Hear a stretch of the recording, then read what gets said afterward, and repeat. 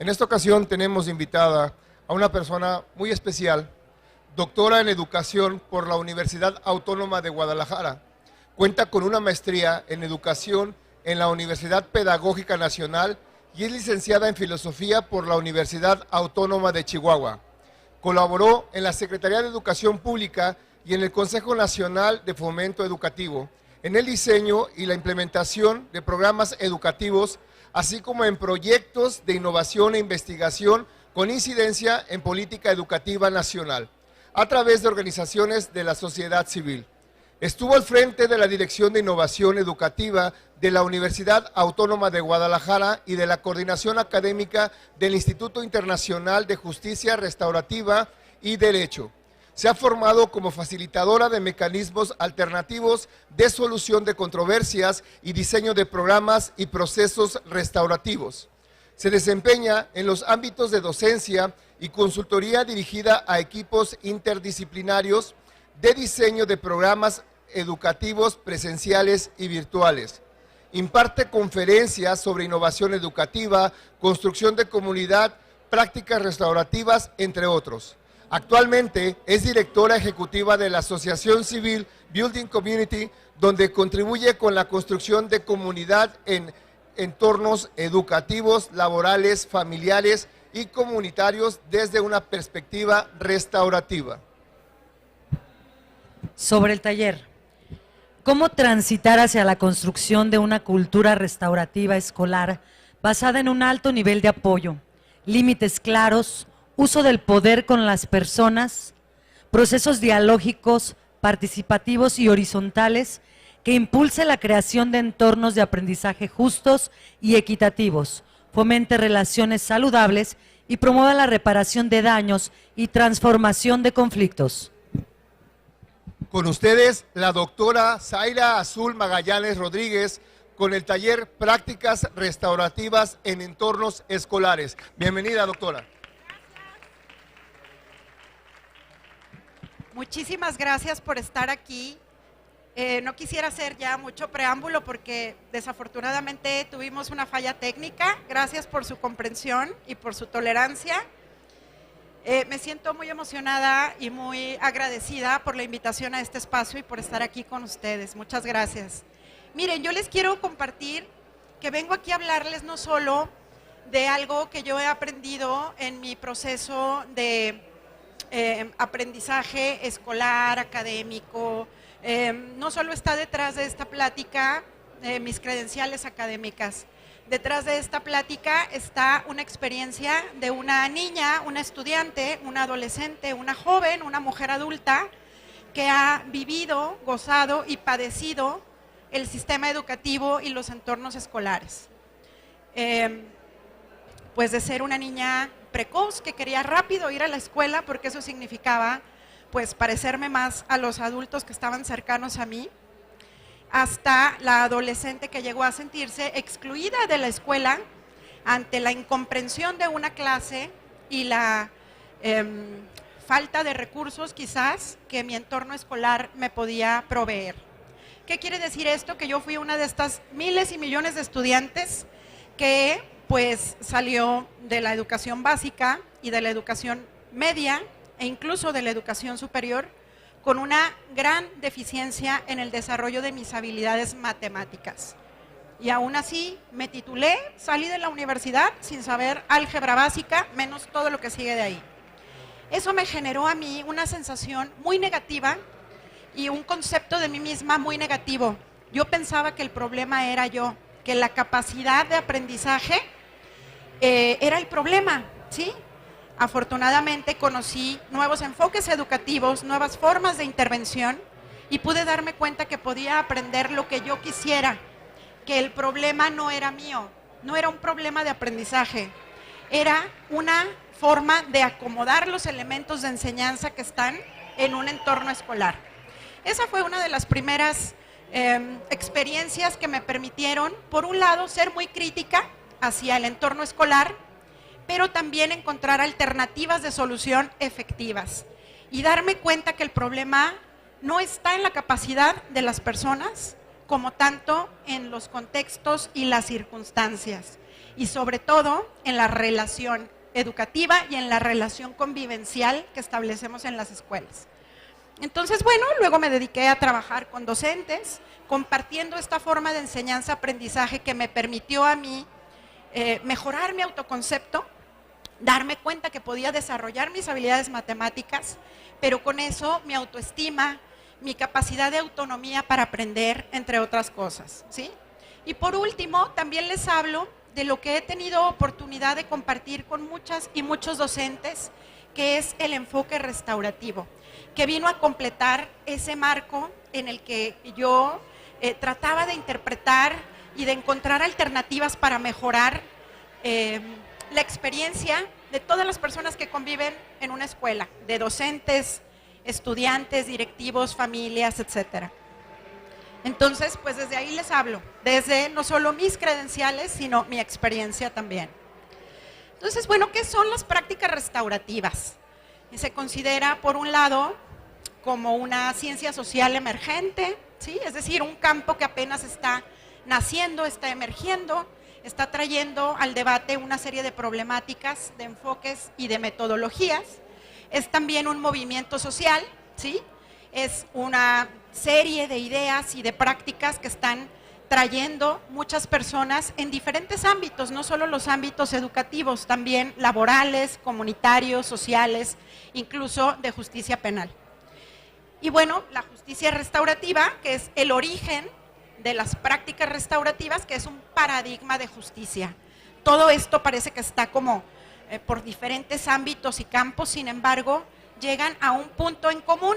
¿Qué es este punto en común? Es un enfoque que es como unos lentes en donde cuando nos los ponemos, lo primordial o lo que enfocamos de nuestro entorno son estas 6 cosas. Las 3 R's, el respeto, las relaciones y la responsabilidad. Entonces, estos 3 principios o estos 3 valores van a ser sumamente importantes. Y por otro lado, las necesidades, la participación y la reparación de daños, ¿sí? Estos serían conceptos clave que ahorita vamos a ver cómo se interrelacionan y qué tienen que ver con lo que hacemos cada día, ¿sí? Bueno, un poquito, les decía que estas prácticas restaurativas están muy relacionadas con la justicia restaurativa. La justicia restaurativa surgió en el ámbito de la justicia penal ante la observación de la crisis que estaban atravesando desde los años 70 en los sistemas de justicia penal, y básicamente lo que observó es que había una falla muy grande en estos sistemas, no estaban ayudando a tener una mejor sociedad. Las personas que lamentablemente delinquían y caían dentro de las cárceles, no vivían dentro de las cárceles un proceso de sanación ni de transformación mental, emocional, que les permitiera cambiar su perspectiva y cambiar sus comportamientos. Entonces, por un lado estaba este elemento, y también lo que observaron es la poca atención que se daba a las víctimas de los delitos dentro del sistema de justicia penal y la poca atención que ponía la comunidad en este tipo de cosas, ¿sí? Entonces, bueno, para más o menos decirles cuál es la diferencia entre estos 2 enfoques de justicia, que fue donde surgieron las prácticas restaurativas, tenemos que en la justicia tradicional, institucional, como la conocemos, y que lamentablemente permea todas nuestras instituciones, incluyendo las escolares, lo que nos preguntamos son estas 3 cosas. ¿Qué leyes se violaron? ¿Cuál fragmento del reglamento escolar fue el que se violó? ¿El que transgredió el alumno? ¿Quién lo hizo? ¿Y cuál es el castigo? ¿Sí? Nuestras instituciones escolares están permeadas de este enfoque de justicia y nuestros sistemas de castigo son bastante robustos. Es decir, tenemos clasificadas faltas menores, faltas medias, faltas graves, qué tengo que hacer con un estudiante para cada tipo de falta, si se fue al baño sin que yo le diera permiso, si levantó la mano cuando no la tenía que levantar. Entonces tenemos sistemas de castigo muy robustos y tenemos sistemas de apoyo, pues si acaso existen, muy raquíticos. Esto es algo que la justicia restaurativa vino a poner en la mesa.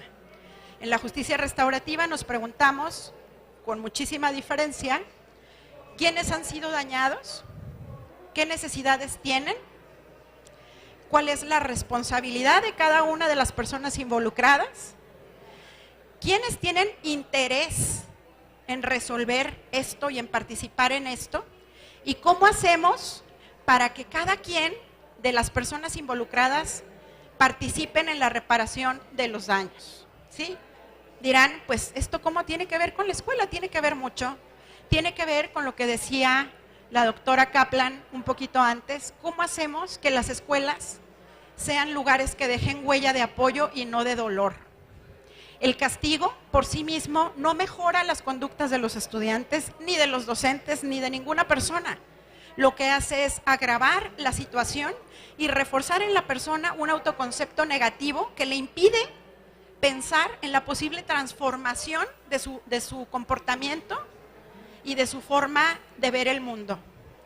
Entonces, estos sistemas robustos de castigo que tenemos en las instituciones escolares y demás instituciones, lo que están haciendo es impedir que estudiantes y docentes tengan recursos y medios para poder transformar y trascender estos elementos nocivos y negativos en las relaciones convivenciales que establecemos en la escuela. Bueno, ¿por qué hablar de lo restaurativo en educación? Pues ya sabemos los problemas de siempre, lamentablemente, deserción escolar. Hay una gran cantidad de factores que intervienen, muchos externos a la escuela, pero también muchos internos. Si un estudiante no se siente parte de la escuela, si se siente rechazado, si no se siente respetado, escuchado, pues lo más probable es que deserte. Lo más probable es que busque una comunidad donde sí sea reconocido. Lo más probable es lo que está pasando actualmente, el reclutamiento de tantos jóvenes en la delincuencia organizada, ¿sí? Es decir, me voy de una comunidad donde se me estigmatiza, se me juzga, no se me reconoce, no se me dan posibilidades de participar. ¿Qué hago? Pues busco a aquellos a los que sí me parezco y los que sí me aceptan, ¿no? La calidad de los aprendizajes, ustedes saben que pues cuando una persona tiene un dolor emocional, una situación que ha vivido nociva dentro o fuera de la escuela, difícilmente va a poder echar a andar su corteza prefrontal, difícilmente va a poder aprender. Puede ser que simule, puede ser que se esté calladito en un rincón, pero los procesos mentales y de aprendizaje no van a surgir si esa persona tiene un trauma, si esa persona está cargando un dolor emocional, ¿sí? Y hay algo interesante, ¿quiénes cargan el dolor emocional? Solo quienes padecen violencia cuando estamos en una situación escolar y vemos que un alumno golpea al otro, o los dos, el golpeador y el que fue golpeado. Pues el que golpea precisamente viene de una situación de violencia y lo que está haciendo es repetirla, ¿sí? Y bueno, esto nos lleva también al tema de la equidad y la inclusión. Si hay estudiantes que están viviendo en situación de violencia y no nos damos cuenta y la normalizamos y la dejamos de lado, no estamos brindando condiciones equitativas para el aprendizaje ni tampoco estamos incluyendo, ¿sí? Bueno, todo esto pues tiene como base un tema bastante escabroso que no nos gusta, pero que es necesario nombrar, que son las violencias, ¿sí? Y bueno, como ustedes saben, hay una crisis mundial en los sistemas educativos, no solo en lo que tiene que ver con aprendizaje, sino lo que tiene que ver con los sistemas convivenciales, cómo se relacionan las personas en el interior de estos lugares llamados escuelas, ¿sí? Y la violencia hacia niñas, niños y adolescentes, obviamente, y la violencia escolar, ¿sí? Esta violencia hacia niñas, niños y adolescentes pues se basa en una serie de supuestos, entre ellos el que me llama más la atención es aquel que supone que solo por el hecho de ser adultos tenemos el derecho de decir y hacer con un niña, niño o adolescente lo que nosotros creamos conveniente, ¿verdad? Creer que somos dueños de los adolescentes, que la mamá y el papá son los dueños y no reconocer que niñas, niños y adolescentes tienen por sí mismos un carácter de autonomía y de libertad que necesita respetarse. Si este no se respeta en plenitud, estamos ejerciendo violencia hacia ellos, ¿sí? Y bueno, aquí lo interesante es que también nosotros fuimos niños como docentes y también venimos cargando historias de violencia. Algo interesante que olvidé mencionarles es que cuando inició la justicia restaurativa y trabajaron con muchas personas que estaban presas, lo que observaron es que la violencia que habían ejercido no había empezado con el delito que cometieron. En sus narrativas podía verse un patrón muy claro, y era que todas estas personas que habían delinquido en su edad adulta habían tenido una historia de violencia desde la niñez o la adolescencia y no habían tenido los recursos alrededor para trascender el daño profundo que esa violencia ejercida sobre ellos había causado. ¿Qué quiere decir esto? Y vuelvo a citar a la doctora que estuvo antes que yo. ¿Cómo hacemos para que la escuela pueda desarrollar esta función simbólica que tiene como una institución reparadora? Una escuela que apoya en lugar de una escuela que obstaculiza el desarrollo de las personas, ¿sí? Entonces, bueno, en México, 6 de cada 10 niñas, niños y adolescentes ha sufrido métodos de disciplina violentos por parte de sus padres, maestros, cuidadores, etcétera. ¿Qué quiere decir? Que las escuelas actualmente, por los datos que conocemos, son lugares donde se está reproduciendo diferentes tipos de violencia, ¿sí? Eso es algo muy grave. Hemos hablado 2 horas sobre eso en la conferencia anterior. ¿Cuál es el tema aquí? ¿Cómo vemos a futuro? ¿Qué podemos hacer hacia esto? ¿Cómo pasamos del lamento a la acción? ¿Cómo pasamos de la preocupación y del dolor hacia un futuro que nos garantice el desarrollo de las personas que convivimos en las escuelas? Ya no me voy a detener aquí, pero ustedes saben que hay violencia entre pares, entre las niñas, los niños, los estudiantes. Hay violencia también institucional que genera la escuela y hay también violencia en nuestro entorno, ¿sí?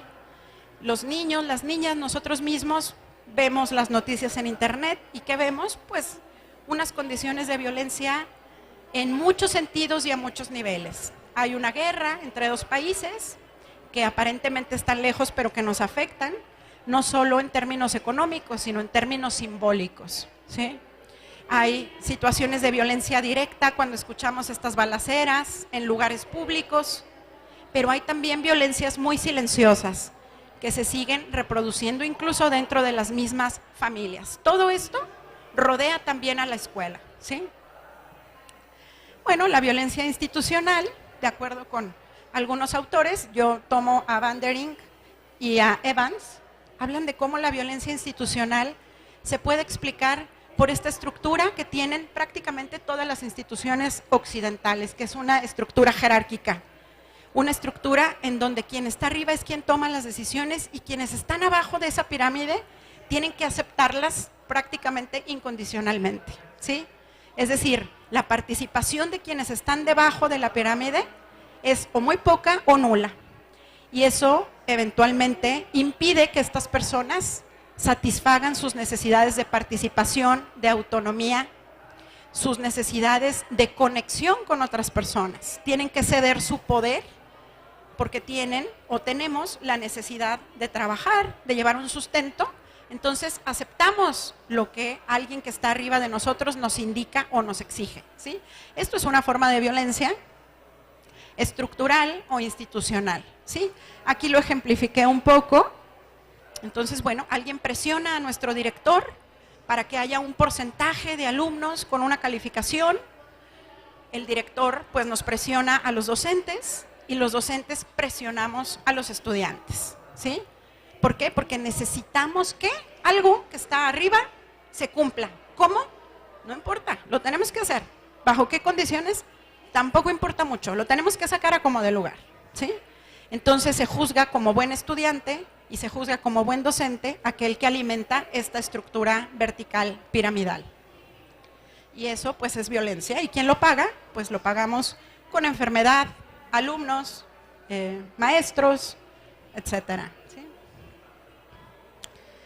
Y bueno, entre las definiciones de violencia está una de Galtung, que me gusta traer a la mesa, y habla sobre Violencia es todo aquello que impide la satisfacción de necesidades de las personas, ¿sí? ¿Cuáles son algunas de estas necesidades básicas que tienen los estudiantes y que tenemos todas las personas que convivimos en un entorno escolar? La necesidad de autonomía, la necesidad de relación y la necesidad de conexión. En un entorno escolar donde los estudiantes no toman decisiones, donde prácticamente todo está hecho a imagen y semejanza de los adultos, la hora en que entramos, la hora en que salimos, los temas que vemos, la forma en que tenemos que mover nuestro cuerpo, la forma en que nos tenemos que vestir. Esto impide satisfacer la necesidad de participación. ¿Cuántas decisiones toman los estudiantes en cuanto a cómo se van a conducir, cómo van a llevar su proceso de aprendizaje en este entorno? ¿Sí? La capacidad de conectar con otra persona es también una necesidad que está insatisfecha por lo regular. ¿Por qué? Porque es una necesidad que no se toma mucho en cuenta. ¿Qué importa en una escuela? Pues no creo que tanto aprender como demostrar que aprendes, ¿no? Entonces, eso es lo más importante. Si yo no me siento bien hoy, como maestra o como estudiante, no importa. Yo lo que tengo es sacar el trabajo, sacar lo que me han dicho que tengo que hacer. ¿Cómo puedo bajo esas condiciones conectarme con el otro? Lo hablábamos hace un momento, 3 docentes que estábamos en un equipo y decían, oye, a ver, es que es como si yo como docente tengo que echar a jalar un relojito que tiene que funcionar a como dé lugar. Yo veo casos de abuso en estudiantes, veo casos de violencia, pero yo no me puedo detener a atenderlos, porque a mí lo que se me está exigiendo es brindar una serie de acciones para ver ciertos temas. Yo no me puedo detener a ver esos casos. Ahora, a veces me detengo a ver esos casos, los reporto y la respuesta que recibo es nula de seguimiento. Entonces, lo que tenemos es una evidencia, pues, de que las condiciones para generar conexión, para detenernos en el dolor de la otra persona, en las situaciones de sufrimiento que estamos viendo en otra persona o en las propias, no son las mejores condiciones. Tenemos que hacerlas a un lado y seguir adelante. Y bueno, la relación, pues ustedes saben que si tenemos un grupo de estudiantes, pues la posibilidad de relacionarnos de manera personal con cada uno es difícil, sobre todo si tenemos muchos grupos, si estamos en 2 escuelas, prácticamente hablamos de grupos, ¿sí? Difícilmente podemos hablar de una relación construida, profunda, honesta con cada uno de ellos. No hay tiempo, ¿sí? No está el sistema acomodado para que esos espacios se den, para que esos tiempos se den, ¿sí? Vaya, hay un psicólogo, una psicóloga, un departamento psicopedagógico, pero no es suficiente, ¿sí? No es suficiente porque los sistemas necesitan la participación de todas las personas involucradas, de acuerdo con lo que nos dicen las investigaciones académicas. Y bueno, otro elemento que está presente y que nos impide a lo mejor construir estos sistemas escolares de apoyo mutuo, tiene que ver con la capacidad que tenemos las personas para generar conflictos. Nuestra cabeza está permanentemente construyendo significados a través de lo que vemos. A lo mejor veo a alguien que tiene la cara así, pienso que ya está triste o que me está haciendo caras a mí. Entonces, esta capacidad, aquí tenemos miles de historias que se están generando en nuestras cabezas ante lo que estamos viendo. Esto es una fuente de conflictos y no tenemos en las instituciones escolares los espacios suficientes para abordar estos conflictos, para abordar estas historias, estos significados, ponerlos en la mesa y compartirlos. Los necesitamos, ¿sí? Las escuelas y todos los entornos humanos son como maquinitas de conflictos. Necesitamos construir formas de abordar esos conflictos para que estos no escalen y lleguen a violencia, ¿sí? Bueno, como les decía, ¿cuáles son las soluciones ante estas situaciones de violencia que se han encontrado desde la investigación académica? En un inicio, pues cada situación de violencia reconocida, observada en un entorno escolar, se abordaba de manera aislada o independiente. Un pleito, una llamada de atención, una falta de respeto, etcétera, ¿sí? Lo que se ha encontrado es que el abordaje más efectivo ante estas situaciones es un abordaje comunitario, es un abordaje en donde todas las personas que conviven en un entorno necesitan participar. De otro modo, si el sistema sigue con los elementos que convivimos dentro del sistema, desconectados, fragmentados, no estamos generando las condiciones para prevenir que los conflictos lleguen a un lugar mucho más complicado, ¿sí? No sé si estoy siendo clara o no mucho, pero básicamente esta respuesta tiene que ver con la prevención, ¿sí? Más que con actuar después de que ya ocurrió esa situación violenta observable. Entonces hablamos de que las personas, todas las personas, en algún momento de nuestra vida experimentamos una violencia, algo que nos dolió, algo que nos impidió desarrollar nuestras necesidades en pleno, y si estas cosas no se sanan, pues se van a seguir repitiendo, ¿sí? Las violencias que vivimos y no sanamos, las reproducimos. ¿Quiénes? Todas y todos. No es algo de un sector, no es algo de unas personas malas y nosotros somos los buenos. Es una problemática humana, ¿sí? Otro elemento es, como les decía, pues estos esquemas verticales, ¿verdad?, de todas las instituciones occidentales, entre ellas la escuela. ¿Hacia dónde queremos transitar? Pues queremos transitar precisamente hasta sistemas relacionales en red que nos permitan interconectar unos con otros. ¿Por qué estoy yo aquí enfrente hablando? ¿Es acaso más importante lo que yo tengo que decir que lo que ustedes tienen que decir? ¿Se dan cuenta cómo aquí se está reproduciendo un esquema vertical? Como si una persona tuviera más importancia que las 50 personas que estamos aquí. Estoy segura que todas las personas aquí reunidas tenemos historias igual de importantes sobre este tema. Entonces, hacia allá queremos migrar, hacia comunidades restaurativas.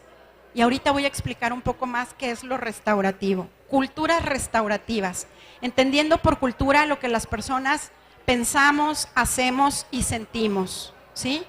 Eso es lo que hacemos sin pensar, sin revisar en un libro de manera impulsiva, natural. Eso es cultura. ¿Cómo hacemos para que ese impulso primero que tengamos sea apoyar y no castigar? Sea apoyar y no estigmatizar, ¿sí? Sea apoyar y no voltearme como que no están pasando las cosas, ¿sí? Entonces, bueno, hacia allá queremos caminar, a instituciones y grupos y comunidades interconectadas en términos emocionales y en términos intelectuales, cognitivos también. ¿Qué significa esto? Bueno, pues construir una comunidad restaurativa en la escuela a través de estas prácticas implica un proceso, implica tomar en cuenta el elemento afectivo de las relaciones, implica también la participación de todas las personas, implica el apoyo y la construcción común. Suena muy sencillo, pero es muy difícil, porque prácticamente nuestros sistemas están ya hechos, ¿no? Ya hay un montón de reglamentos, hay un montón de libros que dice cómo nos debemos comportar y qué debemos hacer en estos entornos. ¿Quién lo hizo? Pues quién sabe, hace muchos años, una serie de expertos, pero esos expertos no están aquí, nos enfrentan con la problemática que nosotros sí nos enfrentamos cada día. ¿Qué vamos a hacer? Bueno, pues una de las primeras cosas que necesitamos hacer es abandonar algunos supuestos, ¿sí? Entre ellos, el supuesto de que el conflicto, entendido como el encontronazo de dos puntos de vista, el encontronazo de dos necesidades, el encontronazo de dos intereses diferentes, es algo negativo. Casi siempre tenemos la idea del conflicto como algo negativo, cuando decimos, ay, esa persona es muy conflictiva, ¿no? Ay, le gustan mucho los conflictos. Pues no, lo primero que tenemos que hacer es aceptar que el conflicto es parte de la vida, que incluso puede ser algo positivo si sabemos abordarlo de manera que sea una pauta para aprender. Claro, también necesitamos tiempo y herramientas para abordarlo, no basta solo quitar el supuesto. ¿Qué más necesitamos? Pues necesitamos aprender otras formas de disciplina y otras formas de relación. La más tradicional o las dos más tradicionales tomaban en cuenta dos polos, ¿sí? O soy muy autoritario, o muy exigente o muy estricto, o soy muy permisivo o muy barco, ¿sí? Y además a veces como que un maestro estricto o autoritario es aplaudido, ¿no? O sea, me maltrata, me humilla en clase. Antes se usaba que nos aventaban con el borrador y eso era como, wow, es muy estricto, qué bueno, ¿no? O sea, bien, bien hecho. Y un maestro barco, no, pues ese pasa a todos, ¿no? Entonces, de estos dos polos, hubo un señor que se llama Ted Bachtel, que es alguien, creo que así no se pronuncia, pero no importa. Ese señor dijo, ¿sabes qué? Este esquema doble, tan extremo de disciplina, no nos ayuda mucho. Necesitamos incluir otros elementos, ¿sí? Entonces él incluyó otras dos formas de relacionarnos y dos formas de crear disciplina. ¿En qué consisten estos 4 que él propuso? Consisten en 2 grandes variables, ¿sí? Él dice, hay 4 formas de relacionarnos y de construir disciplina. Una de las variables es la variable de límites y de control, ¿sí? Esta variable que le llamamos disciplina como aquello que es necesario cumplir, ¿sí? Que es bien visto en nuestra comunidad y por tanto nos tenemos que adecuar a ello. Y la otra variable o el otro elemento es el elemento del apoyo, que tiene que ver más con la motivación y con la animación que le damos a la gente para que pueda incluirse en los procesos sociales y en esta disciplina y en estos límites y control. Entonces de ahí, si los mezclamos, si los relacionamos, tenemos 4 formas de disciplina, ¿sí?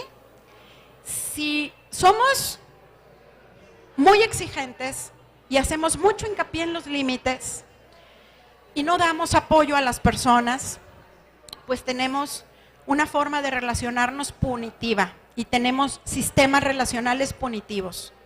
Estos maestros que apachurran, que exigen, que no les importa qué pasó, importa que llegaste tarde, no me importa por qué. Estos maestros que llega un alumno con guaraches y lo regañan porque trae guaraches y no zapatos, ¿no? Y lo humillan delante de la clase porque llevó guaraches. O simplemente estos maestros que estigmatizan, ¿no? Y bueno, también hay directivos y también estas son formas de relación con los mismos docentes y dentro de las mismas familias, ¿sí? Se exige mucho, se impone mucho, pero no se da apoyo a las personas.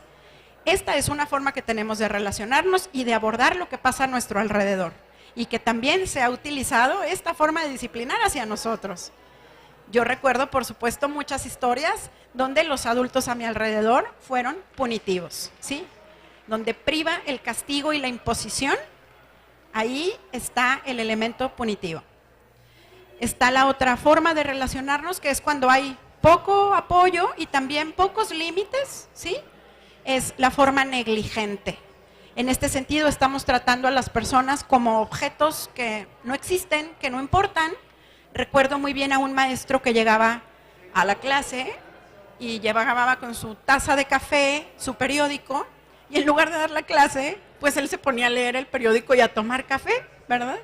Entonces había un desorden en aquella clase, unos niños peleando, otros saliéndose al baño, otras niñas platicando, y lo que hacía este maestro era leer el periódico y tomar café. Bueno, pues esa forma de relacionarnos no te doy ni límites ni te doy apoyo, es una forma negligente de relacionarnos. El mensaje que enviamos a los demás es, no me importa lo que te está pasando, no existes, puedes hacer lo que sea y yo voy a hacer lo mío, que te vaya bien, ¿sí? Entonces, esa es una segunda forma. Y otra tercera forma es el enfoque permisivo, que no solo no te doy límites, pero sí te doy incluso premios por lo que estás haciendo. Se van a encontrar algunos casos en sus hojas y puse un caso, por ejemplo, de una maestra que está tomando café en un receso y ve que 2 niñas, ¿verdad? 2 estudiantes están pues discutiendo con palabras altisonantes y a la maestra le da risa, ¿no? Le da risa y se les acerca y les dice, qué bárbaras, muchachitas, si ahorita están en primero y ya hablan con esa boca, no me las quiero imaginar cuando estén en tercero, ja, ja, ja, ja, ja, ¿no? ¿Qué está recibiendo el estudiante cuando escucha esas palabras y esa actitud? Pues que es algo chistoso, que es algo que pueden seguir repitiendo y que incluso es aplaudido o premiado, ¿sí? ¿Qué pasa? Nomás hay unos malos maestros que hacen esas cosas y los demás somos buenos si no lo hacemos. Pues no, todas las personas pasamos y reaccionamos de estas tres formas ante diferentes situaciones, por diferentes situaciones. ¿Quiere decir que somos malas personas? No, quiere decir que hemos heredado formas de relacionarnos y que mientras no hagamos conscientes estas formas, difícilmente vamos a poder trascender a formas más significativas y respetuosas de relacionarnos. ¿Qué es lo que se propone desde el enfoque restaurativo? Pues una forma de relacionarnos con una variable de apoyo muy alta, pero también una variable de límites muy alta. ¿Qué quiere decir? No soy ni autoritario, no soy negligente, ni soy permisivo, pero soy autoritativo. ¿Qué quiere decir? Que utilizo mi autoridad como docente para generar conexión, para dar apoyo y decirle al estudiante o generar en el estudiante las condiciones necesarias para que acepte entrar en los límites que esta comunidad tiene. Implica más tiempo, implica ir mucho más allá, obviamente, de poner un reporte, que eso nos acercaría más al enfoque punitivo y nos llevaría también a otras formas de interactuar, ¿sí? Entonces, bueno, en este sentido estaríamos usando el poder con las personas, ¿sí? Las personas nos sentimos mucho más comprometidas, más felices, más a gusto, cuando quienes están en una condición de autoridad se sientan con nosotros y hacen con nosotros las cosas, no solo cuando nos exigen o nos ponen pautas externas para actuar, sino cuando se nos da la posibilidad de construir juntos, ¿sí? Entonces, hacia allá queremos caminar. ¿Cómo le hacemos? Pues justo con unas prácticas restaurativas, que son acciones concretas que nos ayudan a actuar dentro de este cuarto cuadrante, por decir de alguna manera. Esto lo pueden encontrar en dos artículos que les puse ahí las referencias de Ted Bashta. Y bueno, hay otro elemento aquí muy importante, que es cómo se ha llevado a cabo este enfoque en las escuelas. Hay muchos países que están implementando el enfoque restaurativo escolar y básicamente lo que hacen es desarrollar formas de enseñar basadas en un principio, que es el que está en medio, que casi no se ve, espero que en sus copias sí se vea. Todas las personas somos dignas, valiosas, es decir, y relacionales. Es decir, cada vez que yo veo que una persona realiza una acción, eso que está haciendo no está aislado. Eso que está haciendo lo construyó a partir de relaciones que se establecieron a su alrededor. Seguramente ustedes ya saben que nuestra personalidad, nuestro yo, se construye a partir de las relaciones que desarrollamos a lo largo de nuestra vida.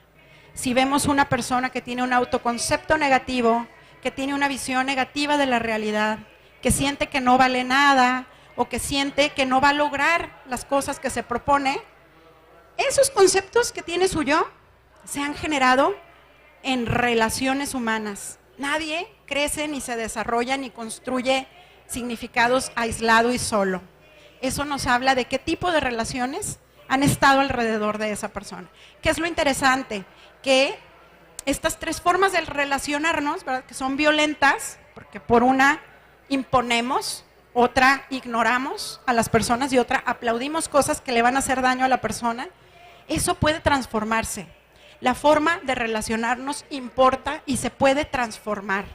Podemos pasar de relaciones basadas en la violencia y no respeto al otro a relaciones basadas en el respeto, ¿sí? Entonces, bueno, esta justicia restaurativa en educación no solo parte de ese principio, sino de tres valores fundamentales: respeto, dignidad e interés mutuo. Siempre que se toma una decisión en el colectivo escolar, en estas escuelas que implementan este enfoque, se preguntan estas cosas. ¿Estamos siendo respetuosos con todos? ¿Estamos respetando también la dignidad de las personas? Y estamos también respetando los intereses de los demás. Me estoy preocupando por los demás y qué es lo que ellos quieren hacer, lo que está en sus manos hacer. Si no es así, entonces se revisa, algo no estamos haciendo bien, ¿sí? Y bueno, estas prácticas restaurativas que les voy a presentar se pueden utilizar tanto con un enfoque proactivo, es decir, preventivo, para construir estas relaciones y estas comunidades interconectadas. A ver, hay algo interesante, concebimos la sociedad y las escuelas y todos los grupos humanos como una red, ¿sí? Y entonces, cada hilito de esa red son las relaciones que establecemos entre las personas. Cuando se habla de reconstruir el tejido social, lo que hablamos es de reconstruir esas relaciones. Pero entonces, las prácticas restaurativas nos sirven para fortalecer esos hilitos. Entre más fuertes sean, menos probabilidades hay de que se rompan. Es decir, menos probabilidades hay de que se ejerzan violencias. Y también las prácticas restaurativas, algunas de ellas nos pueden servir cuando ya se rompió la red, ya hubo un delito, ya hubo una ofensa, ya hubo una violencia, ya hubo un sufrimiento humano evidente, profundo, y entonces ahí también podemos aplicarlas, ¿sí? Entonces tienen estas dos formas. Por eso puse una plantita como cuando la estás sembrando y le estás poniendo agua, y también una plantita cuando ya se quebró y puedes sanarla, ¿sí? Entonces sirve tanto para prevenir violencias como para sanar violencias, ¿sí? Y bueno, este es el espectro de prácticas restaurativas de acuerdo con Howard Ser, es el que utilizamos en las escuelas que implementamos este enfoque restaurativo, en este transitar hacia estas comunidades interconectadas, ¿sí? De interés mutuo, de apoyo mutuo.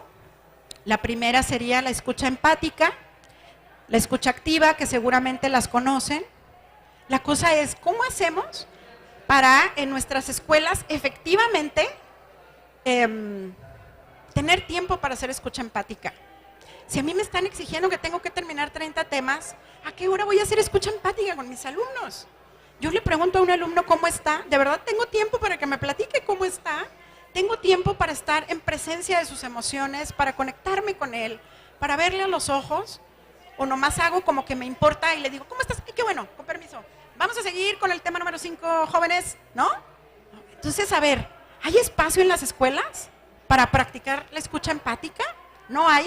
Pues deberíamos plantearlo. ¿Qué vamos a hacer para sí tenerlo? ¿Sí?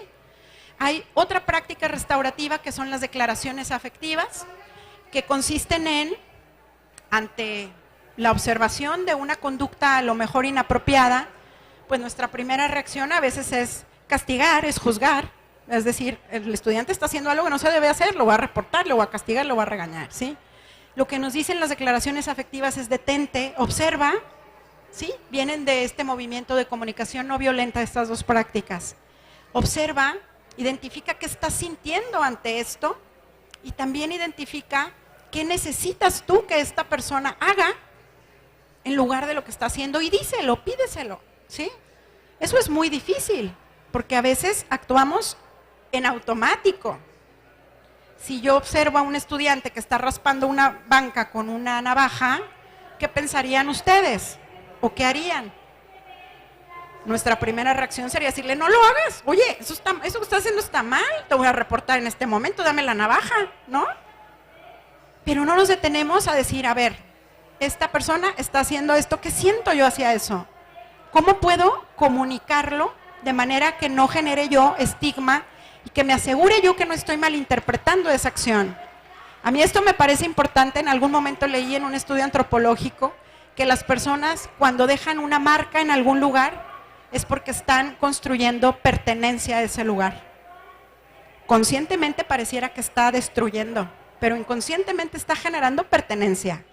Este lugar es mío, aquí están mis iniciales, yo pertenezco aquí, ¿sí?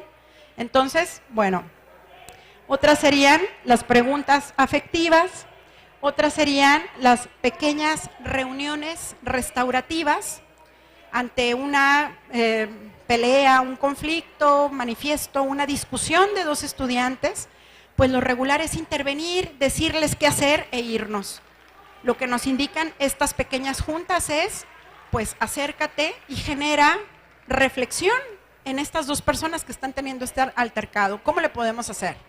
¿Cómo los podemos situar ante la realidad de lo que están haciendo y ofrecer de ellos mismos una solución y una respuesta diferente.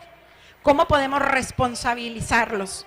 Recuerdan estas 3 palabras: respeto, relaciones y responsabilidad, ¿sí? Están los círculos restaurativos, que son una práctica mucho más estructurada, donde se genera empatía, un lugar de empatía, un lugar de comunicación profunda para poder hablar de lo que sentimos, de lo que pensamos, para poder relacionarnos desde nuestra humanidad, lejos y fuera del rol que jugamos diariamente y que muchas veces nos deshumaniza, ¿sí? Y por último, las juntas restaurativas. Estas juntas restaurativas o reuniones restaurativas se implementan cuando hay un conflicto donde claramente hubo un ofensor y una víctima y tienen una metodología un poquito más compleja en la que ya no me voy a detener. Pero básicamente se prepara al ofensor, se tiene una reunión previa con esa persona para generar en esa persona vergüenza reintegrativa, que se dé cuenta que eso que hizo afectó a otras personas y cómo le afectó a él mismo o a ella misma. Se trabaja también con la víctima y se trabaja con la comunidad. Y si están las condiciones, se unen estos 3 elementos y se decide en comunidad qué tiene que pasar para que los daños se reparen. No basta castigar. Castigar no ayuda a resolver. Lo que necesitamos es llegar hasta la reparación de los daños, ¿sí? Y eso pues nos lo tienen que decir las personas. Yo no puedo decir cómo el maestro o la maestra van a sentirse reparados por una ofensa. Lo tienen que decir ellos. Pero para poderlo decir necesitan sentirse en confianza, sentir empatía, sentir que están en un lugar seguro donde se pueden expresar. ¿Tenemos esos lugares seguros en nuestras escuelas? Maestras, maestros, ¿se sienten seguros cuando quieren decir que están tristes, que se sienten que no forman parte de la escuela? ¿Tienen un espacio donde lo puedan expresar sin miedo? Lo vamos cargando. ¿Y saben? Eso que vamos cargando, de alguna manera sale en un grito, en un reproche, en un regaño, en un reporte, y solo reproducimos ese daño y ese sufrimiento que cargamos. Y esto va creciendo y luego llegamos al psiquiatra o al psicólogo, si bien nos va y si tenemos con qué pagar, que la mayoría de la gente no tiene con qué pagar. Entonces necesitamos crear esto que decía la doctora Kaplan, la cito porque la acabo de escuchar y hay mucha coincidencia. Necesitamos construir escuelas reparadoras, escuelas donde haya espacio para sanar, para dejar una huella de apoyo, no de castigo, ¿sí? Y las prácticas restaurativas son un dispositivo para lograr construir esas escuelas. Pero esas no van a llegar por decreto, no van a llegar porque el supervisor vino y nos dijo que la hiciéramos y para mañana ya la tenemos que tener lista. Implican procesos de construcción y participación comunitaria. Es decir, todas las personas que participamos y convivimos en una escuela necesitamos construirlo, ser escuchados, ser vistos, ser reconocidos para poder participar sin miedo. Bueno, estas son algunas experiencias de Ted Bachtel. Él nos dice, oye, no les estoy hablando desde la utopía ni desde el optimismo, les estoy hablando de mi experiencia con jóvenes en conflicto con la ley, que cuando experimentaron estos sistemas relacionales o estas comunidades restaurativas, cambiaron su manera de pensar, cambiaron su manera de comportarse y pudieron trascender estos esquemas violentos que venían cargando desde su niñez, ¿sí?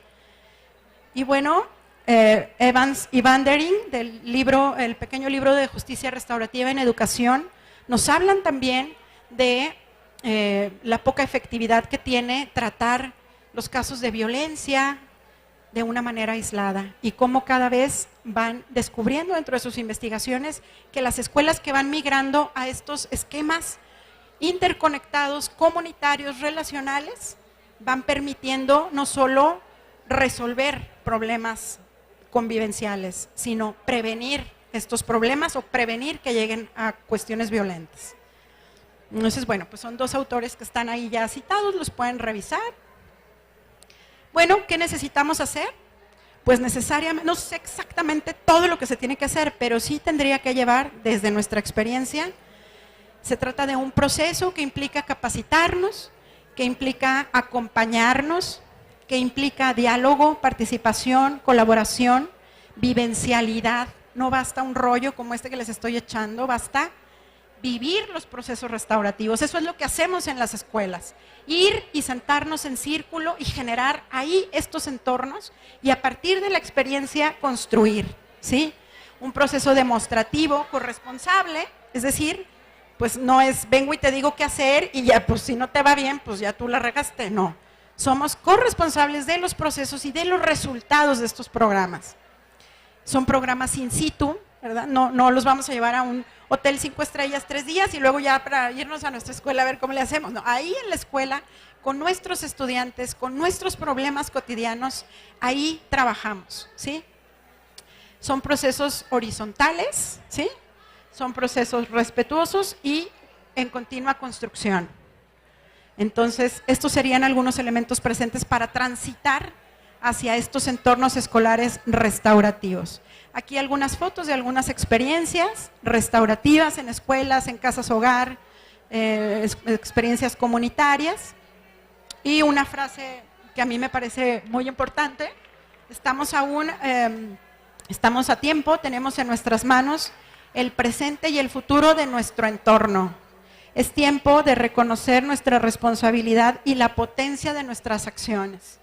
De verdad, una acción nuestra puede afectar de una manera muy profunda a nuestros estudiantes y los puede afectar para toda su vida. Una sola acción, una sola. Pero también una sola acción puede potencializar a ese estudiante.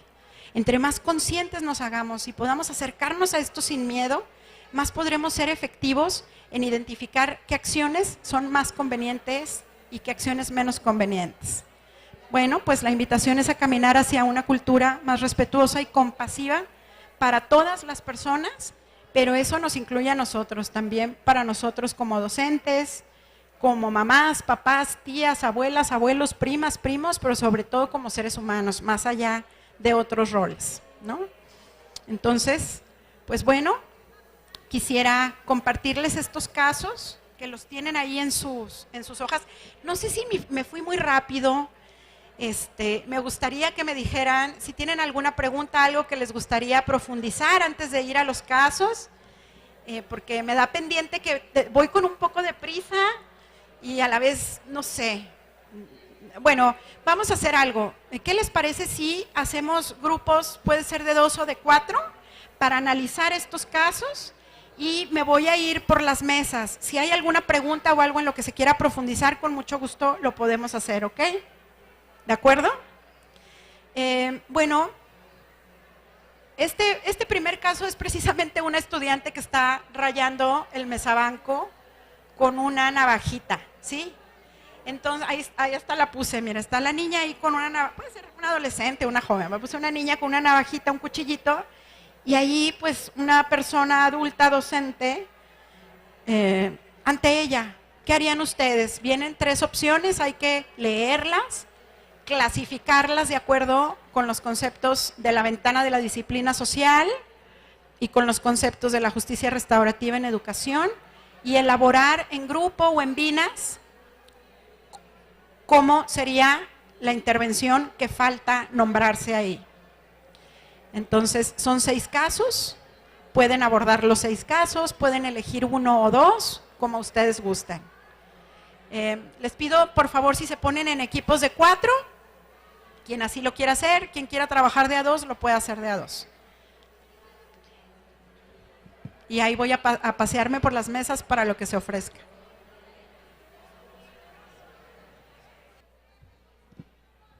Maestras, maestros, miren, pues la verdad es que pensé que era hasta dentro de 15 minutos, pero ya se va a terminar.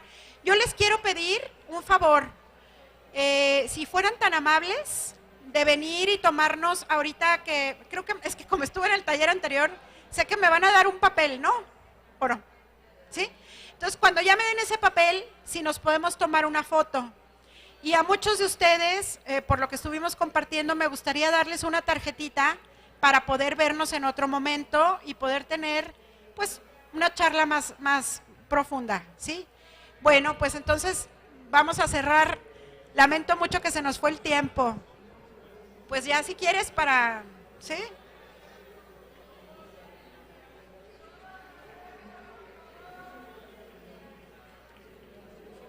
Se me fue, pues es que me hablaban de unos ya hasta se me fueron allá. No te preocupes. Bien, muchísimas gracias. A nombre de la Secretaría de Educación Jalisco, le entregamos un reconocimiento a la doctora Azul por el trabajo realizado con todos nosotros. Muchísimas gracias, maestra. Gracias. Muy amable, gracias. Ay, mira, también que voy Y ahora sí, la fotografía, por favor, con la maestra. Sí.